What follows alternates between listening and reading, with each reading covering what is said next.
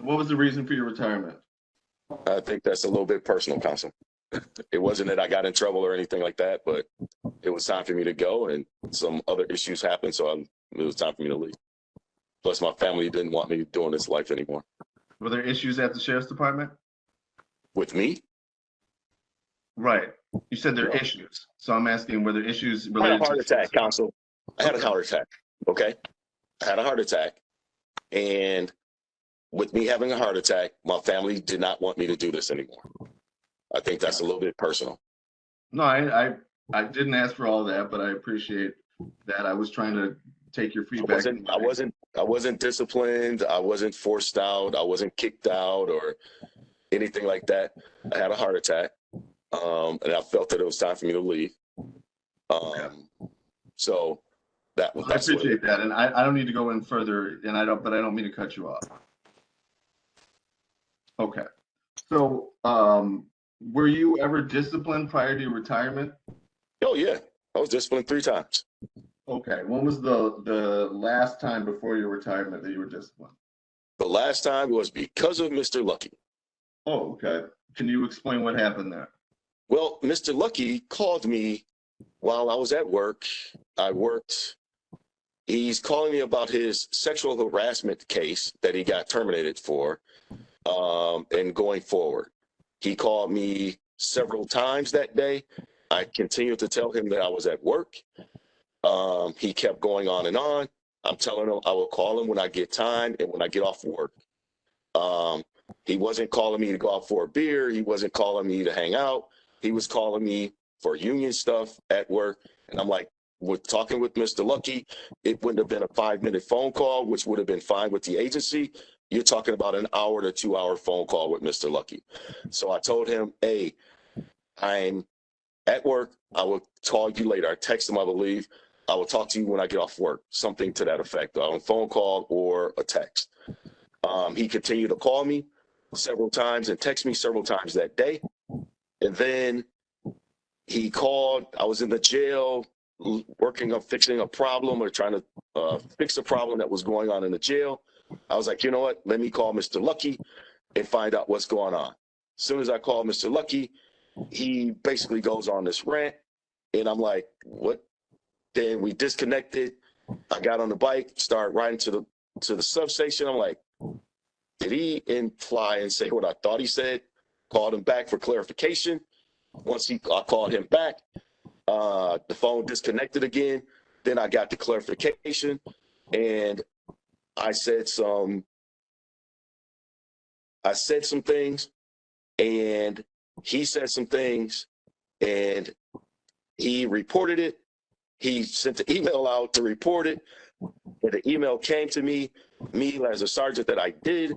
I forwarded it over to internal affairs or professional standard. It was internal affairs at the time, sent it over to them, and also told them what was going on. Then he said he's under stress and all this other stuff. And then I did the professional thing and told him, hey, these are the steps. This was reported to human resources as well as a professional internal affairs at the time, in which I did. I had no other dialogue with that. They did the investigation. I got disciplined for it, served my discipline, and moved on. Okay. I appreciate that. I'm sure you'll understand that I have a few questions about that. That's fine. I got a bunch of answers for it. Good. Then we're set. So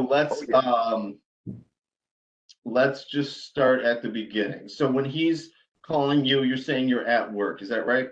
Yep, I was at work. I started work at 10:30 that morning and didn't get off until I think it was like after 12 that night. Okay. And so he's calling you, and are you telling him that he should stop calling you or what? Yes. I said, Lucky, I will call you when it's just like I tell anybody. I call you when I get off work. If it ain't that late, I'll give you a call. If it's late, it's going to have to be the next day. But I was over the parks at the time, so I was working a lot of overtime and a lot of getting stuff in place. So that particular day, 10:30 to midnight, so I didn't think midnight would be appropriate to call somebody back, even though he's a younger young man. But the reason for his calls is that he needs your union representation, right? Correct. But there's There were other union people he could have contacted, but he didn't trust any of those. And I'm like, Lucky, I can't discuss your case right now. I'm at work. And I got a lot of stuff going on. And then he had an issue with another supervisor. Why didn't Mr. Lucky trust any of those other union reps, if you know? I don't know. I don't know. He never told you? Probably because they were white. Okay. You're the only black union rep? I was the only black one. All right. Did any of the other white union reps write any emails on race relations to James Novotny that you know of? That I know of, no. No. Okay.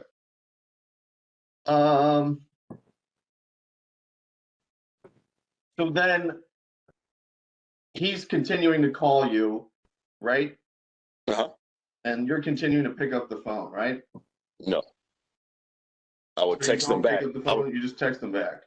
I would text them back. I'll call you back. Okay. I'll call you back. And then at some point you're at the jail, right? Yep. And you're working at that time? Yes. And then you call him back, 10:30. right? I worked, so that you're aware, I worked from 10:30 in the morning to midnight or so. When I called Mr. Lucky back, I took personal time because I know the conversation would not last 5 minutes. So I took personal time that day for an hour or so. Okay. And then, so you talked to him, is that right? I said that, yes. Okay. And then, what happened during that initial, or this, I guess, secondary telephone call? The secondary phone call or the one when The he one called where you're at the jail that we're discussing now, I'm sorry. he goes off on me. It got heated. He goes off, he gets heated, and then he calls me a racial slur, and I'm like, nah, he couldn't have called me what I thought he called me. And then I got to disconnect, called him back, and still I said, hello, and you hear he says, yeah, and I'm like, did you call me? Did you say what I thought you said? Or you called me what you thought you said? Mm-hmm. And if you what you're trying to, I guess the question is, what do you want me to say? I know you guys are at the recording, so I can stipulate saying, yeah, I said that on the recording, yeah. Okay. So we can cut to that. I said some stuff on the recording. You don't need. I'm sure many people in this room can agree with me that I have not used the phrases that you used in that telephone call so far in this examination with the same rapidity that I have in other examinations. But I can understand on your that you website. don't have a basis for that. Right. Okay, so you've seen it on YouTube, is that right? Yeah, I've seen your stuff on YouTube. Okay, so you've watched other witnesses give testimony in this case prior to today? I didn't even pay attention to it. All I heard was the N-word and a supervisor. Then that's what got me, and I listened to that. And I'm like, wow, 33 seconds, and they don't have the whole thing. And I'm the one that's, the bad guy here. I got it. What do you think about the goats? Yeah, man. All right, I appreciate that. It's a whole 30 seconds. All right. No, I'm talking about the 33-second conversation that was recorded, and the rest of it was omitted when he said he'd beat my ass. That portion now of it. I got it. Okay. Yeah. No, I get it, and I want to be clear. So, and that's with Mr. Novotny. Is that his testimony, or was Mr. Smoot from YouTube? I don't know. I didn't hear nobody's testimony. What are you talking about? Okay, I thought you said the video on YouTube of the tape. The first one that you made out with the N-word, you put Right. N-word litigation. That's what you put. That one. I seen that one. Okay, that's just me talking about what's coming up. That's not witnesses. Is that fair? Yeah, I didn't watch no witnesses. I'm retired, and this has nothing to do with me anymore. So I don't listen to that stuff. So all right. No, I appreciate that. I think I helped you out there in terms of sequestration, and it's too bad you're not a subscriber, but I think we're okay. All right, so let's move on. I'll watch it today because you're probably clip and cut and put me on there today. So I'll be waiting for it, and I'll All probably right. respond to it as well. Good. All right. So, okay. So there is this conversation, initial conversation, and it's fair to say that it doesn't end well. You say it's disconnected. Is that right? Yes, Does that mean hung up or something else? it could disconnect. I mean, because I was in the Sally Port of the jail, Okay. and it could have disconnected somehow, and I was on a motorcycle. So, and when he kept calling me, I'm like, dude, I'm on a motorcycle, and I'm, so when I got to where I landed, pretty much to the substation, called him back, quick disconnect, called him right back. And then that's when the 33-second blurb that he's put on Facebook, every social media outlet that he could put on, and then trying to defame me. But then the portion where he said he'd beat my ass, said that he will. I said, you won't say that in my face. He said, I will. Then after that, it disconnects. Okay. I got that. So, when you say bike, you're talking about like a county issued motorcycle? Motorcycle, yes. Yeah, okay. I got it. Well, because it wasn't clear to me if you were, pedaling someplace or not. You're still working at that point, right? Correct. That was in August or something like that. I don't know what month it is. No, it was Okay. a while ago. And you don't deny that you made all those statements, right? Never did. Okay. Never did. Why should I lie about something that I shouldn't lie about anything? So why would I lie about that? And when they told me in internal affairs, they said, did you use the N-word? I said, no, I said exactly what I said. But you did say that, right? Yeah. I told them what the word is. I'm not going to say the N-word, but I told them what the word I said. And they said, yep. And then I said the 33 seconds that he sent in. And then I said, oh yeah, by the way, you hear him say, I would say it in my face. And then it cuts out. He said, yeah, I beat your ass too. And I'm like, oh, okay. I would love to see that. Okay. So, but then that's what I want to be clear, because I think we've heard that from other people. So the allegation that Mr. Lucky threatened you, that's not on the recording. That's just Right. Your recollection, right? That's for sure that happened. Okay. Because then at that point, because me being truthful that I am, I told them, they asked me in my internal affairs investigation, is there anything else? I said, yeah. They said, were you going to this house? I said, no. I told Lucky he can come up to the job. He knows where I get off at. He can come up to the job. And I told him that in my internal affairs investigation. I said, you can bring all your toys too. Right. I'll leave all mine in. We had some, Mr. Novotny had some trouble explaining to us what toys meant. Can you explain to us what that means? He can bring his gun belt. He can bring a baseball bat. He can bring his buddies. He can bring whoever he wants. That's what I told him. And what would be the purpose of bringing those toys? So he can feel comfortable. Comfortable for whatever he wants to do. I told him we can go out the back 40. I said something should have happened with something should have been done, something that your mom and daddy should have did. I beat your ass. So it's not a rhetorical contest, in other words. No. I wasn't gonna have anything. And I told him, don't let this dat shit fool you. That's in my internal affairs investigation, and that's what I stated. Don't let the what? I'm sorry? Don't let this dat, D-A-A-T. Don't let this dat shit fool you. Defense and arrest tactics. That's what I told him. Don't let this defense and arrest tactics shit fool you. Oh, that's like a form of martial arts. Is that fair to say? No, it's not martial arts. It's defense and arrest tactics is a training that they train to teach newer deputies to defend themselves and stuff like that.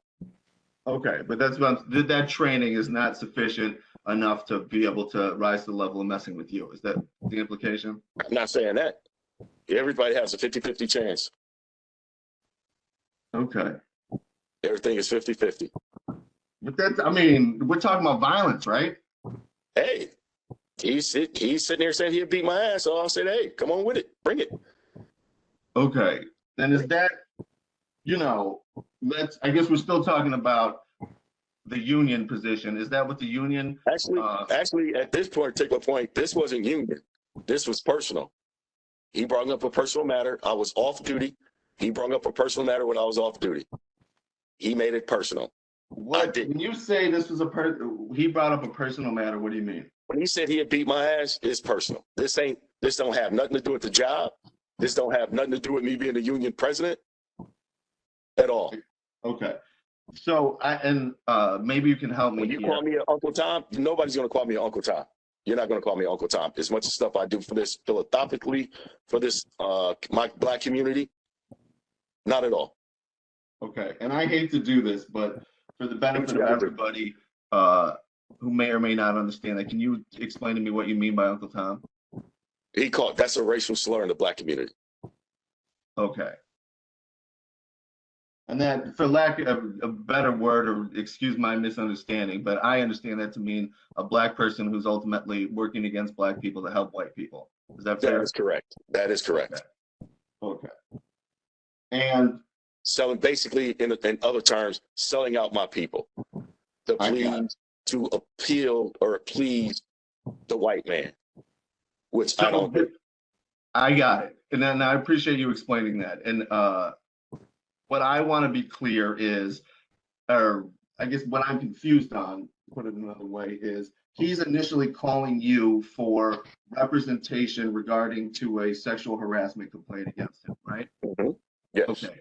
How did this telephone or series of communications go from him calling you for union representation to you getting called an Uncle Tom, or to be fair, him calling you an Uncle Tom, as you say? That's not what I say. That's what happened. He's just going off of me, and I'm taking it like a lot of other union members. When they get upset or something like that, I take the brunt of it, and I usually let it go. This particular one, when he kept going on, and he said, "Man, you're Uncle Tom. You one of them." Whoa, whoa, whoa! I know you didn't say what I thought you said.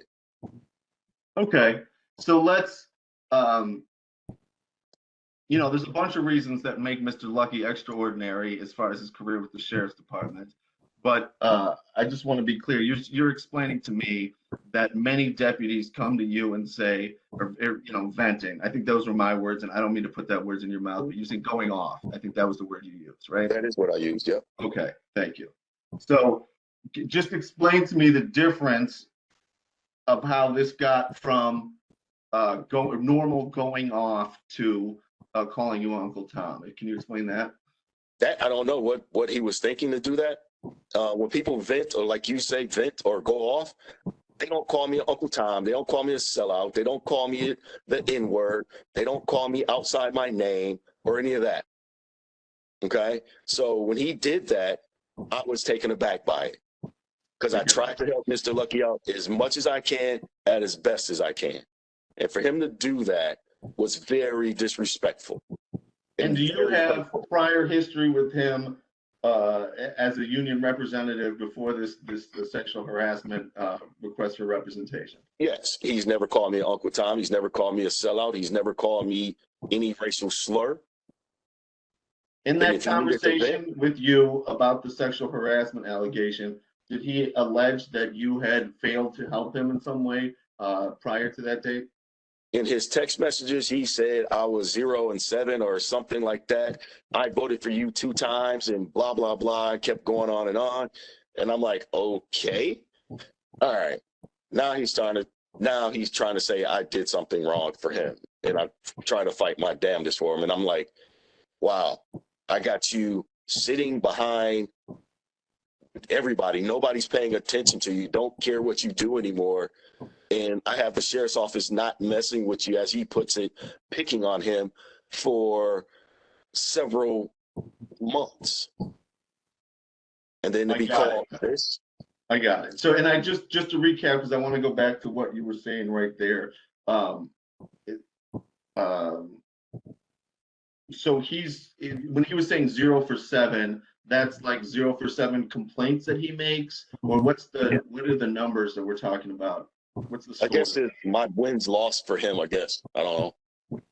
Okay, but so that could be defenses as well as offense, for lack of a better word. Is that all his complaints for and against him? Yeah. Okay. I guess you can say that. Okay, and when he's saying 0 for 7, he's basically saying that that he feels that you lost all of the cases that he had. Is that fair? Right. Even though he admitted to doing the stuff, but I lost him. But yeah. Okay.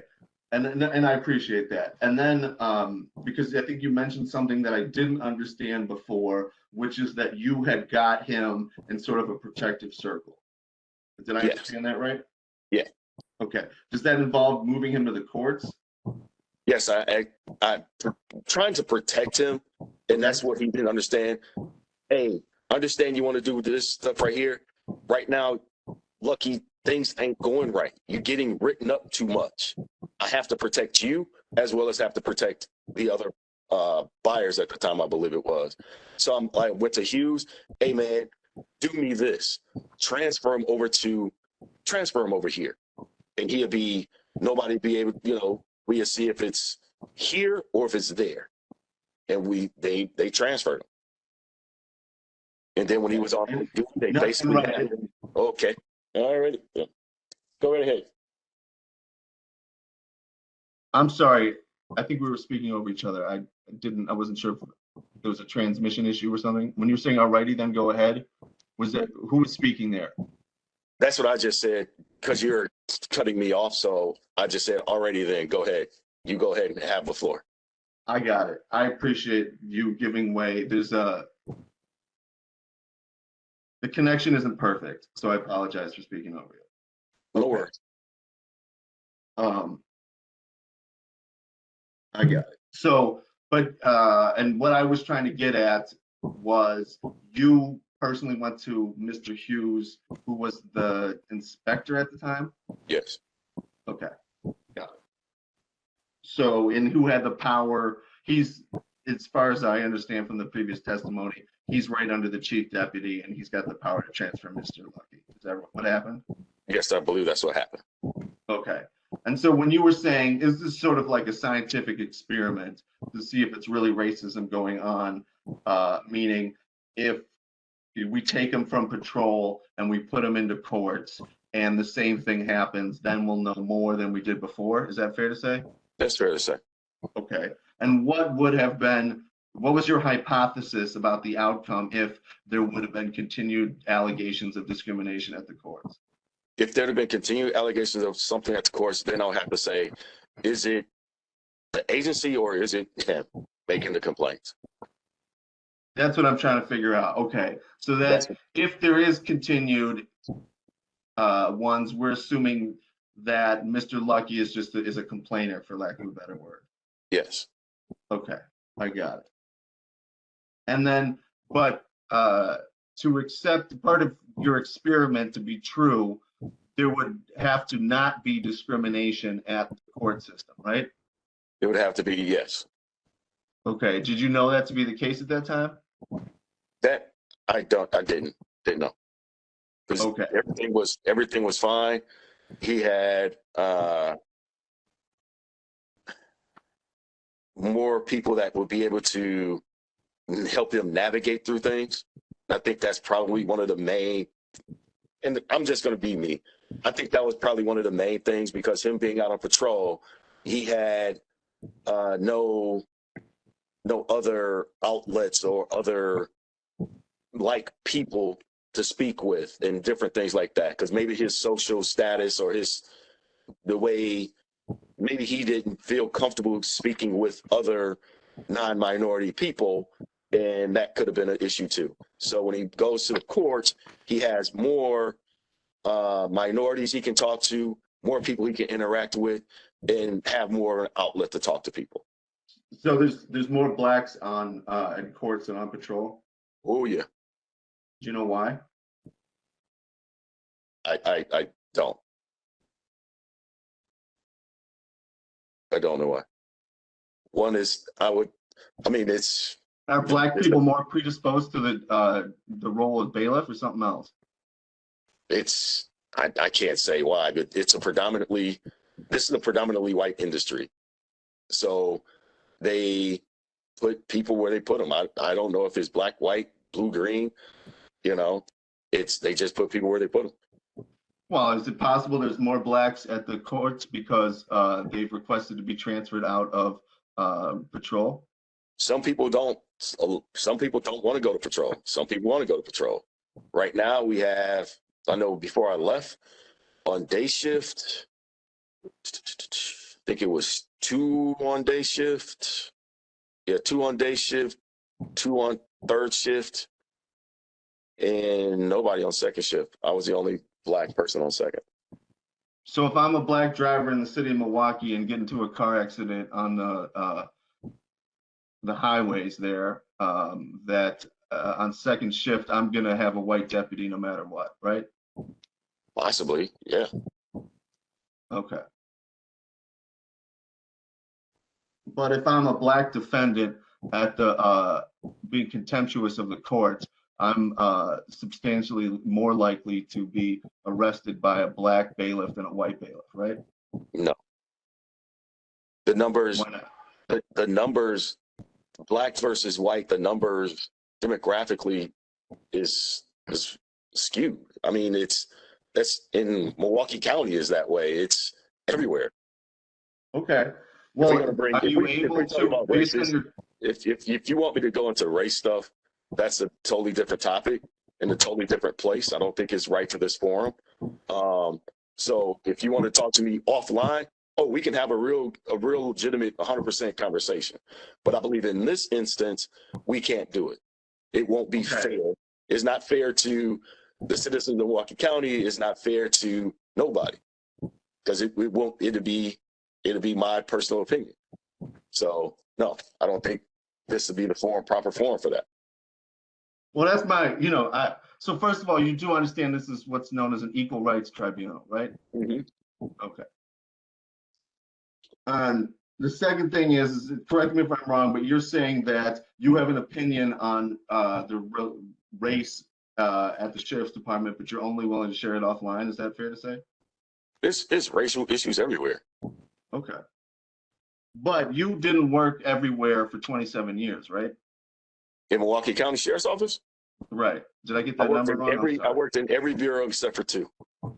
Okay, but it's the 27-year number, is that right? 27 years, yeah. Okay. I worked at the House Corrections. I think you might want to know my history first, so that you know. Like I said, I have 27 years on with the Milwaukee County Sheriff's Office. I have a total of 29 and a half years with Milwaukee County. I worked in Milwaukee County Sheriff's Office. When I first started with Milwaukee County, I worked at the Eye Institute as an eye specialist and a general clinic on the first floor. After that, when the hospital was closing, went over to the House Corrections, right? When I went to the House Corrections, I was only there for 10 months, got promoted over to the Sheriff's Department. Once I got over to the Sheriff's Department, I worked in the jail for 5 years. After the jail, went to the courts, and I did such a good job in the courts, they moved me over to civil process. From civil process, also put me as an instructor, adjunct instructor at the academy. I also was instrumental in one of the several programs that they started at the Sheriff's Office. One was called the DOTS program. I was instrumental in that, helped starting that, and they sent me back over to the House Corrections. I also worked at the courts, the academy, part of administration as a community facilitator or liaison for the community for the Sheriff's Office. So I worked pretty much every place except for Criminal Investigations Division and Internal Affairs. Okay. Based on that 27 years of experience, are you able to say why there are a substantially higher proportion of black deputies working the courts than the road patrol? No, I don't. Okay.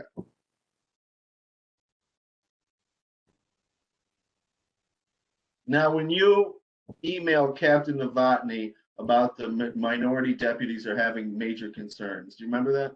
Yes, I do. Okay. Did you say the minority deputies, excluding the courts deputies? No, I mean all. Every last one. All that. Okay. Every last one.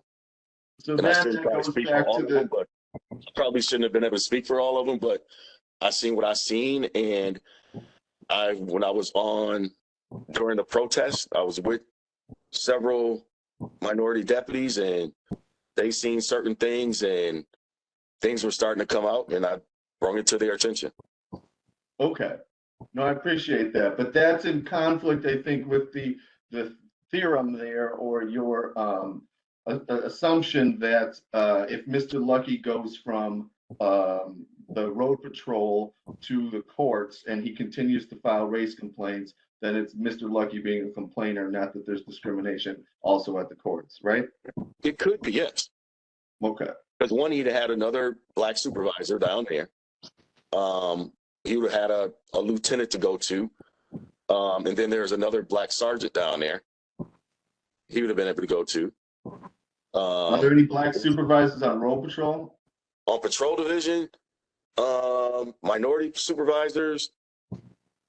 When I left, I was I believe I was the only one on patrol. Yeah, I was the only one on patrol.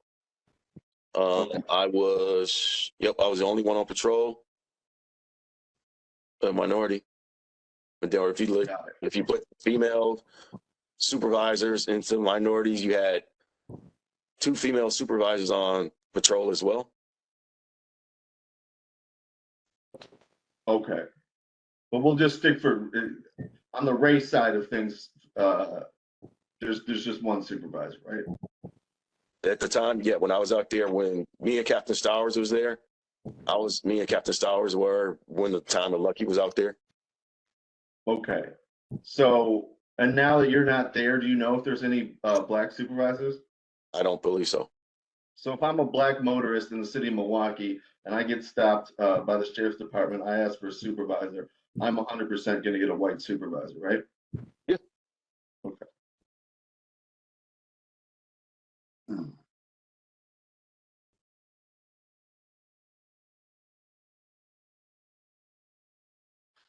Judge, can we take a few-minute break here? I know we've been at it for about 2 hours.